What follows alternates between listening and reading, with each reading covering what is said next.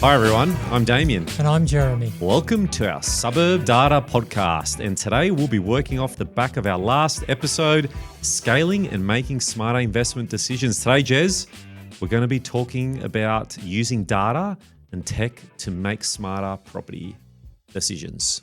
Sounds right down my alley. All right, so let's jump into it. So let's start with the problem with old school investing. What is old school investing? I think it's just not embracing the latest technology, latest data, that sort of thing. It might not be someone who's actually old. I know a fair few people who are old who have fully embraced new tech and new data. So it's really just not wanting to change. And what is old school investing? For me, it would be, Jeremy, you need to invest in a higher income area. Jeremy, you need to invest closer to the CBD. What would you say to those comments? Have you actually looked at what historical data shows? Yeah, so this is what the AI revolution has brought. Historical data shows that things like population growth don't really help. High incomes relative to the state average, that sort of thing. Buying close to the CBD, there's no correlation to capital growth with those sorts of things. But there's this belief, and it's ingrained, especially if you've written a book or two about it, hosted a podcast, made it all publicly known. Now your ego's in the way of helping your clients. And the thing is, if you live in a certain suburb or area or a city, you're going to tell clients what they want to hear. Hey, invest here because it's fantastic long term. But they're not really looking at data. They own a buyer's agency business within a suburb or a city. They're not going to go anywhere else. It's too hard. You've got to expand, more employees, so it's not worth it, is it? Yeah, it's certainly convenient if you can come up with an argument for just buying in the same area year in, year out. But the truth is, historical data shows that the longer the period of time you own a property for, the more likely you are just going to get the bog standard average growth rate. And I think time has definitely helped the old school BAs because they've been around for so long. If you haven't been beating the national average, then there's an issue, isn't there? Yeah, well, my saying is time in the market covers over a multitude of ineptitude. So if you get off to a very poor start because you picked a bad growth location, eventually it will come good, but it'll only be as good as the rest of the nation. Why does data-driven investing work better? I think there's a few things there. And you know what? There are some circumstances where it can bring you unstuck. So the beauty of data is that it's completely objective. There's no hidden agenda there. There's also this potential to look at an enormous amount of data that humans simply can't keep in our tiny little skulls. There's things like, let's say there are thousands of auctions that take place every month around the country. You can't attend all of those. You can't attend more than a dozen open inspections in a weekend. So the ability to acquire a very broad amount of market information, that's one of the beauties of data. It's also free of bias. So that first open inspection, you were bright and chirpy. The one at the end of the day, maybe you're a bit caffeine depleted, someone was rude to you, and now you are allowing that bias to interfere with your objective appraisal of that property. So, of course, the data-driven approach doesn't suffer from that. And the other one is the longevity, the history of data. So there are very few property investors or even professionals that have had a career spanning, say, 30 years. But there's loads of data dating back 30 years. Well, maybe not loads, but there's plenty. And the algorithms can look at all of that data objectively, absorb it all en masse, and come up with much better conclusions than we could as humans. And I think I mentioned before about like shortlisting specific suburbs. Like you want to look for those clusters, which you can do in heat maps.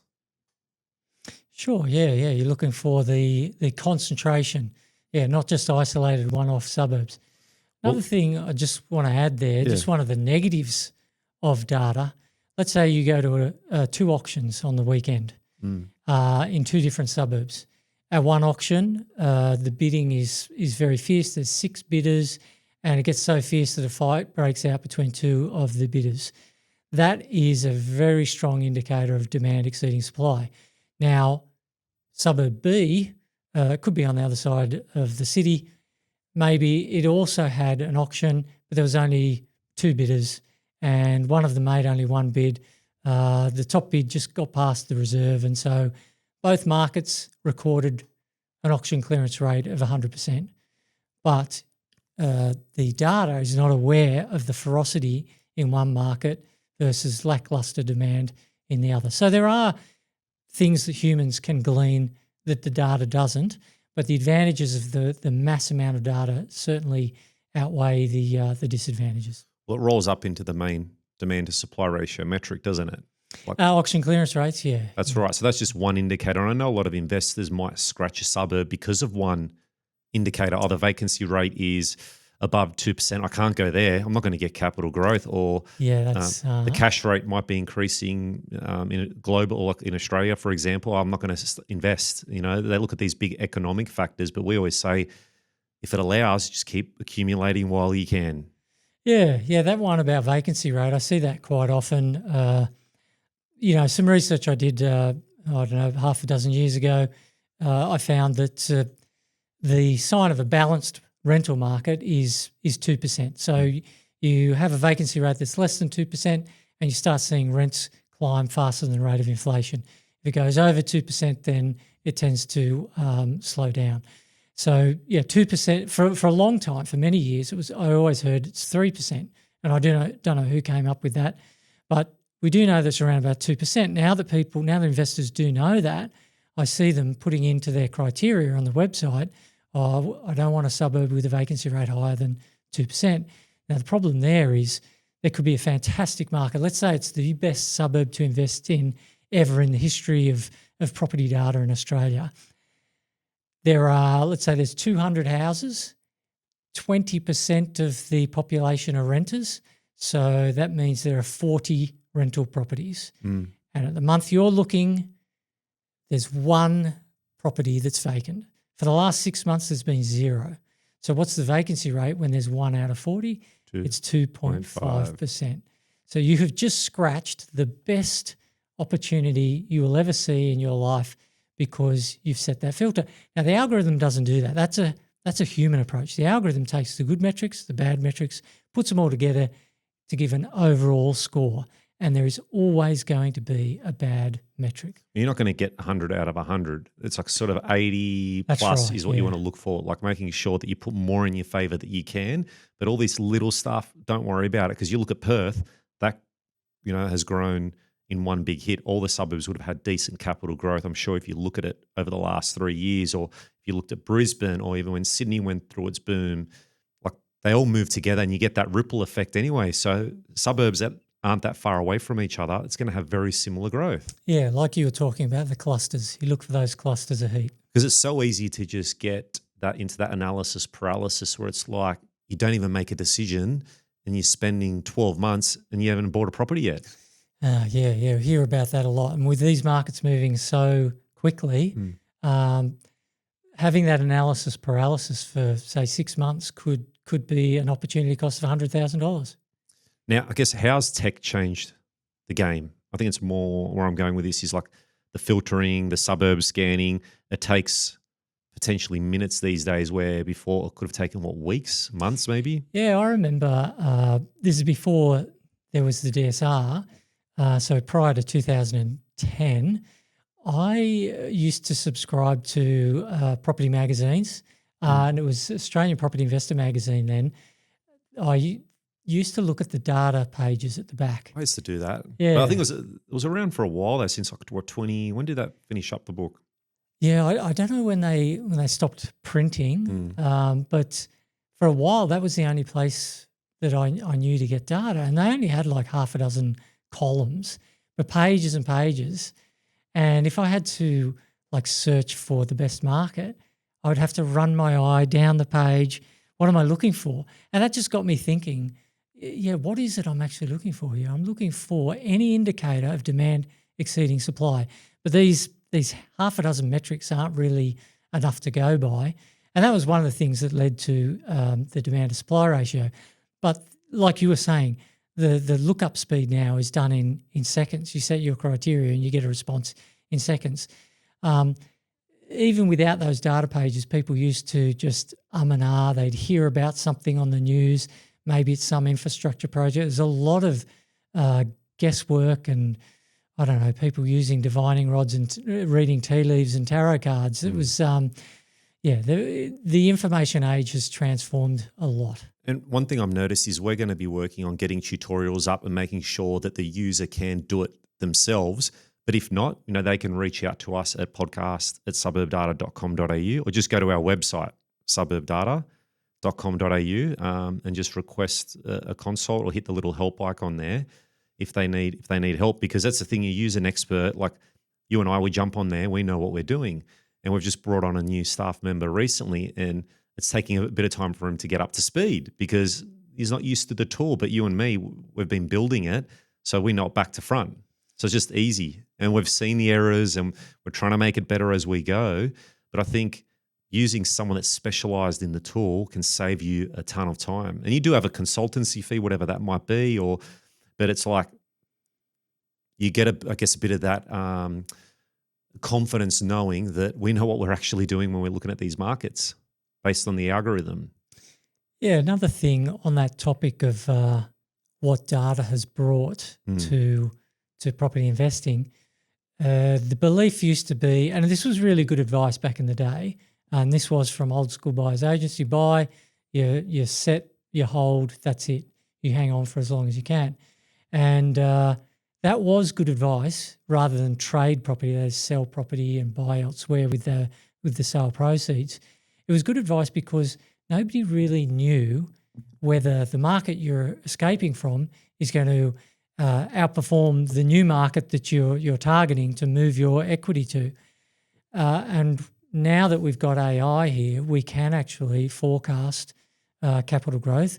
It's not perfect, but it gives us an idea. So I believe into the future we're going to see a lot more property investors trading property rather than the old approach of just buy and hold forever. The hardest thing with trading is, I think, what do we call it? Re-entry costs. Is that what you call it? Yeah, the reallocation of equity. Yeah, when you see that tax bill or that capital gain, that's hard to swallow. So you can say what you like and it looks great, but I think that's the hardest thing when you've got a pretty significant tax bill with trading. Until you maybe look 3-4 years ahead and go, geez, that was the right call, it's really hard to make initially. Unless it's like, I think there's that line in the sand where you feel like there's going to be a big difference in that capital growth going into that alternative asset. Yeah, there needs to be a significant difference between the growth forecast of what you currently own compared to what you could own instead, the opportunity cost. And yeah, if it's not big enough, I regularly check my portfolio and the properties that I've held for the longest period of time are the ones where I can't really afford to sell them and buy elsewhere because the capital gains tax liability is just too big. Yeah, I think where it would be maybe a lot more helpful is if you've had an underperforming asset and you've barely had any capital growth, exactly. And then there's not much capital growth forecasted, then it's a lot easier to sell that asset and then move over a bit of time here and there, but it's a lot easier to make that call. Yeah, probably the toughest thing then is admitting that you've made a mistake. That's it. The quicker that you do that, the quicker that you can move on and build out that portfolio. Not all data is equal. So I guess some platforms still rely on lagging or oversimplified data. Like our data is lagging by a month? Yeah, well, it's not like the property market moves the way crypto or even the share market does. It's more like an oil tanker. Can't really turn around very quickly. So being behind by a month is no big deal. In some cases, 3 months is no big deal either. And it really does depend on the metric. I suppose what most people want to see is how much should I be paying for this property? And so if you see that the typical value is maybe behind a month, that may be annoying, but you're going to do your comparable market analysis anyway. So it's more about the nature of supply and demand in a market does not change overnight. And I guess no matter whatever platform that you use, you need to, I think it was back to my consulting that I mentioned before, but you need to know what you're actually entering in. If you're entering in the wrong filters, or you, like you said with that vacancy rate example, if you set like a filter of, okay, I don't want any markets above 2%, then that will write off that market that could potentially be a really good asset to invest in, or that suburb. So it's like really how the user uses the tool. Yeah, that's right. I mean, we try and make ours as intuitive as possible, but then you've got this balance between power, flexibility, and complexity. There's always someone who wants more, someone else who gets confused by more. What does use of smart data look like? Well, I think it's a case of it needs to identify the areas that are worthy of further research. So it's a shortlisting tool. Where am I going to put my manual research labour out of all the suburbs around Australia? Get me into the ballpark. So I think if it's something that allows you to filter and identify an area that is worthy of your investment dollars, that's the sort of tool you're looking for. I guess you might be looking at an area thinking this is a great investment opportunity and realize that it's not.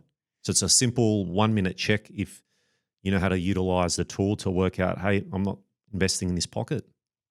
Yeah, well, it is possible for a greenfield estate to have a high demand to supply ratio. But if an investor is planning on buying there and holding long term, well, even for the short term, you've got all that depreciation, which just kills your capital growth. But even holding for the long term, you've got all that vacant land, which can be developed.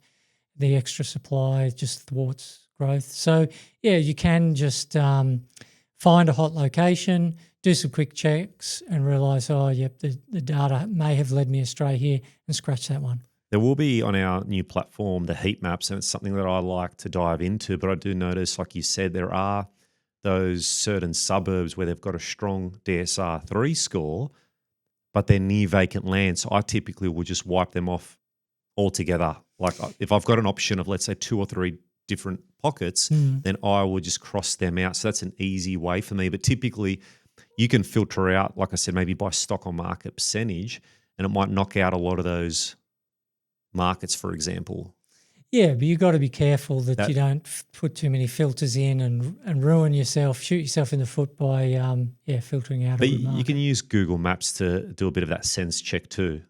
Yeah, and this is for the case where an investor is planning to buy and hold long term, because you can actually get into one of those greenfield estates and own for a short period of time if you've checked there are, for example, no building approvals. In fact, DSR 3 does consider building approvals. So you can still have high demand even in an area where there's more than normal supply, and it could have a high DSR. And I am going to plan to organise, like I think, an episode where we talk about buying near land areas where it has worked and where it hasn't worked. Obviously, supply is really tight. Building costs are through the roof. It's hard to get workers these days. So you're potentially going to see capital growth in those markets. It's just a matter of, well, if I didn't buy that land and house package and I bought that house maybe 5 or 10 kilometres further in for the same price and got a bigger block established, I would have done a lot better. So it's like comparing individual assets. Yeah, I think the 2 big deals there is you've bought a new property which has heaps of depreciation, which is a problem because that goes against your capital growth. You've bought probably a very small block of land, and that land nearby could be developed into the future. Just one off the top of my head here. How about, I guess, you're looking for your owner-occupier and you want a brand new house. You don't want an old house. I think there's a bit of an argument there. If you've done your numbers and it's purely not for investment and it's your owner-occupier, there are some really nice brand new builds out there. Sometimes the quality can be quite poor, but I guess that's around your lifestyle and your comfort too, living in something that's older in like a 50, 60, 70-year-old house compared to a brand new home. But I guess the thing you have to maybe sacrifice is a little bit of that wealth building maybe. So I guess it depends. Not everyone wants to invest in property just to make a ton of cash. Yeah, that's right. Yeah, it's lifestyle. I don't know any tips for lifestyle choices, only for investment. It's like to work too much, Jeremy. So can you share one or two, or let's say one example where good data has saved someone from a poor choice? Oh yeah, I get loads of people contact me and say, "Oh, Jeremy, I'm using your website. I've identified this location. It has this good metric, but this bad metric. Can you explain what am I supposed to do?" And I just quickly look up the demand to supply ratio and I think, oh, gee, it's only 56. That's pretty ordinary. Are they really restricted by price range? And then I see, no, the typical value for this suburb's like 670,000 or whatever.